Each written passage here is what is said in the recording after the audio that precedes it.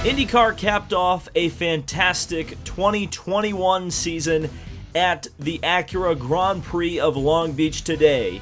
Yes, there was still controversy, and unfortunately it involved an orange car once again, but there were some great things to talk about too, and a well-deserving champion crowned. So let's talk about it all. Alright, wow, and just as soon as it begins, or at least it feels like it begins, it's over. The 2021 NTT IndyCar Series is in the books, and to be honest with you, this has been a fantastic season. You've really been able to see, I think, the growth under Roger Penske this year, and considering the fact that in a lot of ways, with a lot of the pandemic, or the problems of the pandemic, still kind of looming large over a large part of this season, in a lot of ways, Penske Entertainment has been fighting with an arm tied behind their back. And certainly I've been critical of them in the past, and I will continue to be critical of the things that they get wrong. But on the whole, honestly, I haven't felt this positive about IndyCar in my entire lifetime. Even when I was a child, I understood that things weren't great. I grew up in the split era. So to be able to not only see this, obviously the series has been together for, 16 years, but not only to see the series together again, but to see it thriving in this way. 28 cars at Long Beach. Someone will have to quote me on this. I think it may be the most cars at Long Beach since around 1998.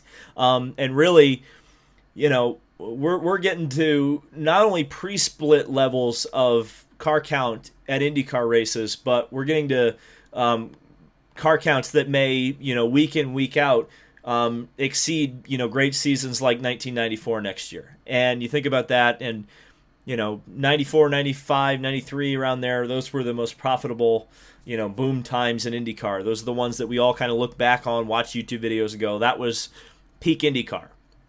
So we're kind of heading that direction next year. And that's fantastic. Long Beach, as a finale, it's fantastic.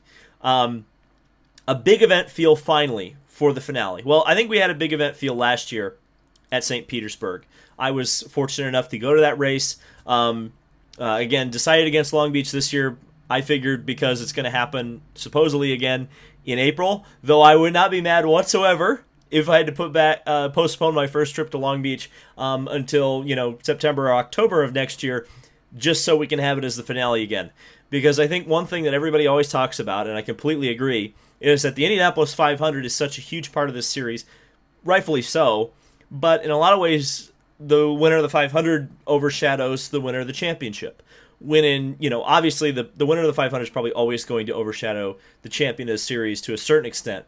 But I think IndyCar has not done the championship winners any favors by putting it at tracks like Sonoma, and despite the fact that it's a good racetrack, Laguna Seca I don't think will ever produce the big event feel that, say, the 500-mile oval races did, or these big street parties like Long Beach or St. Petersburg could.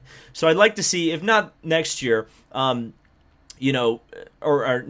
year meaning 22, 23, move some dates around and find a big event to finish the championship in front of a big, enthusiastic crowd, because that energy really contributed to just a great TV product. It felt like such a big deal, and that's what you need. That's what you need as a series. You need the champion to feel like when he's crowned, he is the biggest of the bad. And also, Long Beach, of course, is the second biggest race on the IndyCar series.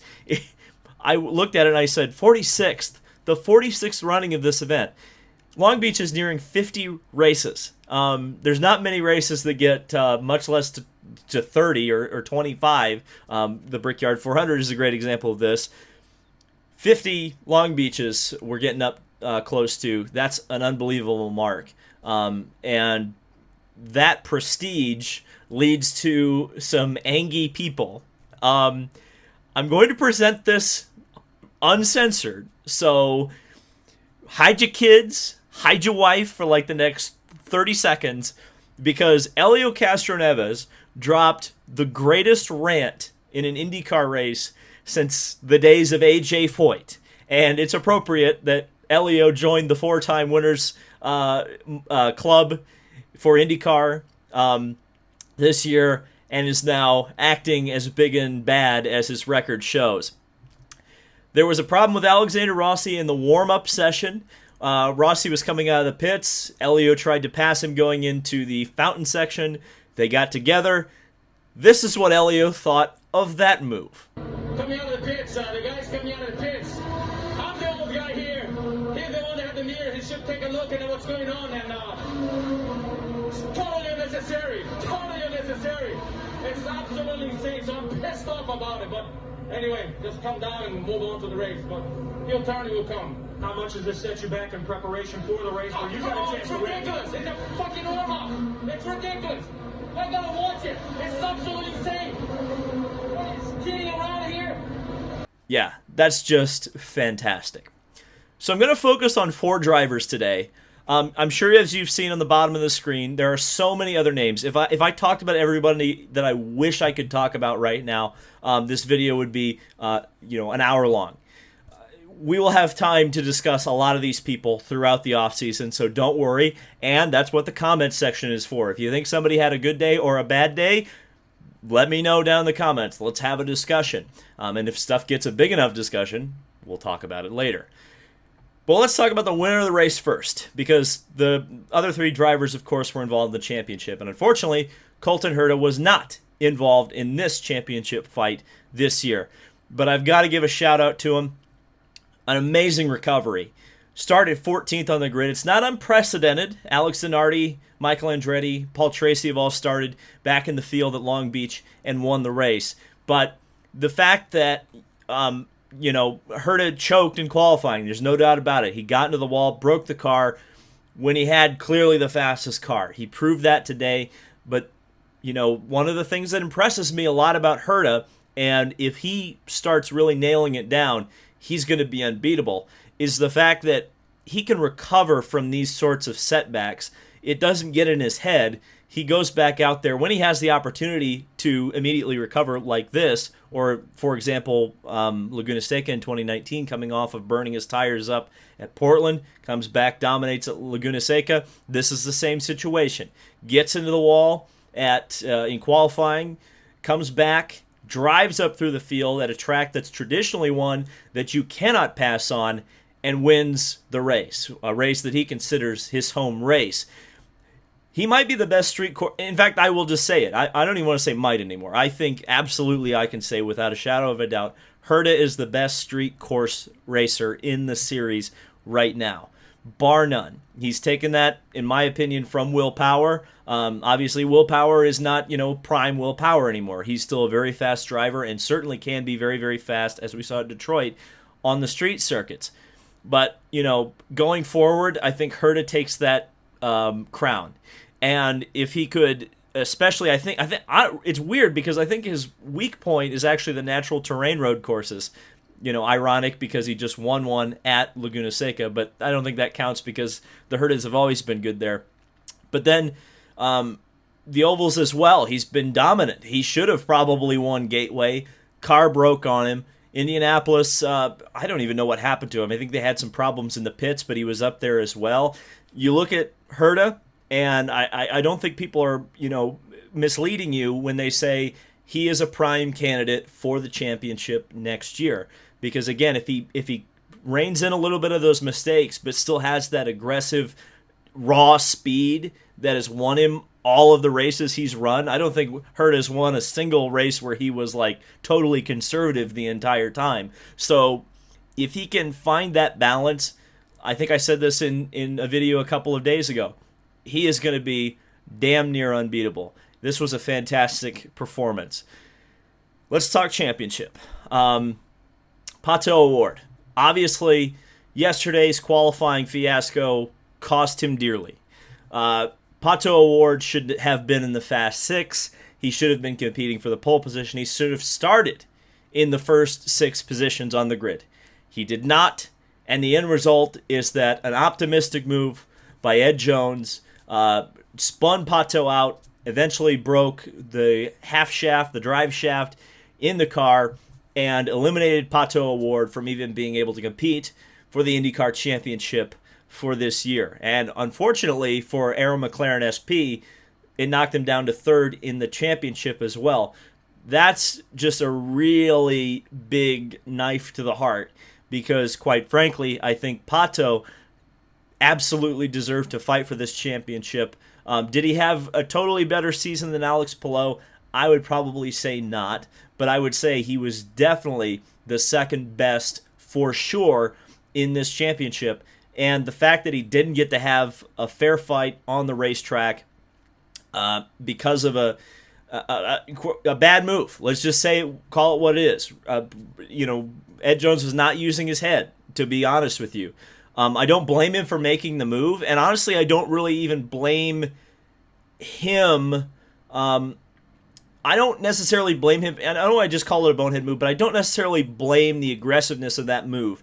We have seen people be able to pass in the hairpin at Long Beach in the past. The onus of this incident actually happening is the fact that Pato did not advance to the Fast Six when, based on the sector times of the people who I think clearly violated the yellow flag policy, should have been penalized, were not. Pato started slightly further back and got taken out. We're very lucky that Alex Palou was also not taken out in that. He made the winner of the race, Colton Herta, made contact, got up in the air, eliminated essentially Ryan Hunter-Reay from his last full-time race at Andretti Autosport. And hold that thought for a silly season video. But yeah, really unfortunate for Pato, capping off a pretty lousy day, unfortunately, for McLaren, which had such a bright spot with Lando Norris. Really should have won his first Grand Prix at Russia. Fell out of the race, or didn't fall out of the race, but fell out of contention when they made a tough tire choice at the end of that thing. And, of course, Pato O'Ward just getting flat taken out. Joseph Newgarden finished second in the championship and finished second in the Long Beach Grand Prix today. I don't have a ton to say about Joseph Newgarden, but I will say this. In a year that Team Penske has been, by all accounts, written off as having one of their worst years ever, one of their most uncompetitive years ever, Joseph got second in the championship. So if you think about it, if Joseph can put, and you think about it too, Joseph doesn't crash at Barber and doesn't have the engine blow up at Road America. Where is he in the championship? That's kind of a, it really makes you think. If he'd made up a few points just in a couple of key areas, he's probably still competing for the championship in a year in which Team Penske was considered not very good. So if Team Penske can kind of reevaluate, move some things around, I know they're going to 3 full-time cars next year. And I know Scott McLaughlin even confirmed, who scored Rookie of the Year, by the way. So congratulations to him. But he mentioned in his post-race interview that he'll be getting a new engineer next year. His engineer's moving to the Porsche World Endurance and IMSA program. So hopefully Penske can restructure, refocus a little bit with their 3 cars full-time next year. There's still that nagging potential of Kyle Larson doing the Indy 500. We will talk about that. We have plenty. We have a long off season, folks. We have a lot of things to talk about. But yeah, I think Newgarden, again, he's another driver who could have a fantastic chance at the championship next year. We've got a lot of strong folks in IndyCar right now. And the strongest for 2021 is Alex Palou. You're going to be hearing that name a lot. Alex Palou, I'm so happy for him, first of all. He's a really genuinely good guy. I've only been able to speak to him a couple of times. In fact, the way I met him, believe it or not, was at Speedway Indoor Karting just a couple of days before he finished a fantastic second place at the Indianapolis 500. And, he's a nice guy. I mean, he really is a genuinely nice person. And he's extremely focused. And if I had a word to describe Alex Palou, it's focus. that has been what has scored him this championship. And that's why he's going to be damned tough to beat next year and the year after that and years and years and years in the future. Chip Ganassi, as I've said in my video almost a year ago, has found his new star. Alex Palou appears to be the next Scott Dixon, in which that he's going to win a lot of races, probably the Indy 500, I think certainly championships going forward. He's a totally deserving champion. And I say this about every champion that IndyCar gets. I'm going to try to do as good of a job as I can with my platform, but, you know, he needs to be promoted. We need to get the word out about him. He's a virtuoso, I guess you could say, to use a really big word. And he's just all about racing. I mean, he literally answered a question that I said, you know, what are your hobbies, man? What do you want to do? What do you do outside of the cockpit? And he said, I don't think about anything. I think about racing. And when you think about some of the drivers that, I don't want to make necessarily this comparison, but you think about the drivers that really had long-standing impacts on the sport. I'll say, for example, Ayrton Senna. Even Scott Dixon in some ways. You don't really hear about them doing anything but preparing for the next race. And Palou fits that mold to a T. So, you know, while he might not be the most flashy guy in the entire world, he is going to be a driver that I think young people, young drivers, are going to look to and go, I want to be that guy. That's a guy to look up to. And I think that's how we've got to market him, as kind of an aspirational superstar. You know, I heard a lot of people talking about his lack of mistakes this year. And I really had to think about it, because it's like, where did he make a mistake? And I finally I remembered exactly where he made a mistake that almost cost him some points. Because I think a lot of people think to him blowing up a motor at Indy GP, not his fault. Getting hit by Rinus VeeKay and crashed at Gateway, not his fault. One thing that was his fault was crashing in qualifying for the Indianapolis 500. Ultimately, that cost him a sixth-place grid penalty at Detroit. But when that's your one, like, the one thing I can point to, crashing in Indy 500 qualifying, trying to set a faster lap, and ultimately, a lot like Herta, learned from the mistake, almost wins the damn race, battles the hell out of Elio Castroneves. That's, I mean, as a report card, you go, okay, it's still an A+. So, yeah, Alex Palou, just a great champion to take us into the 2020s now, officially.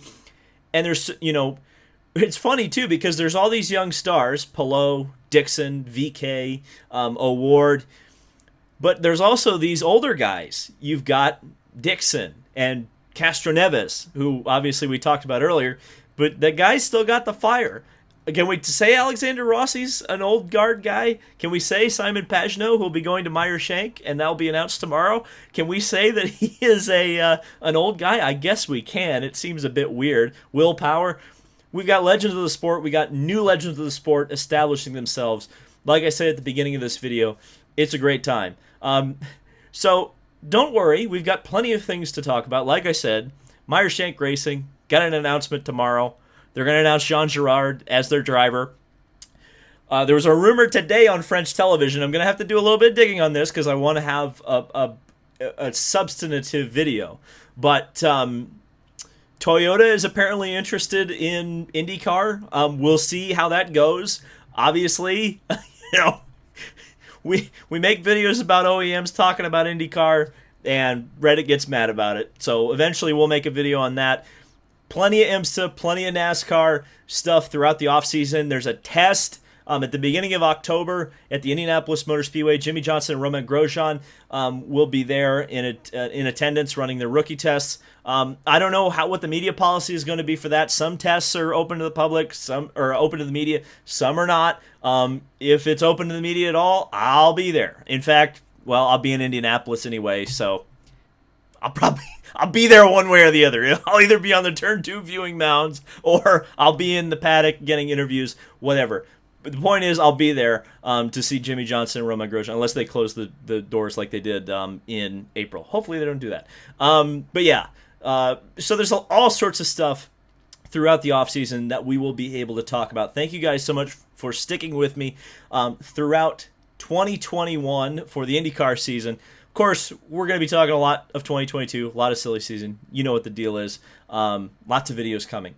So thank you guys so much for watching. Alex Palou, congratulations on your IndyCar championship, and we'll see you in the next video.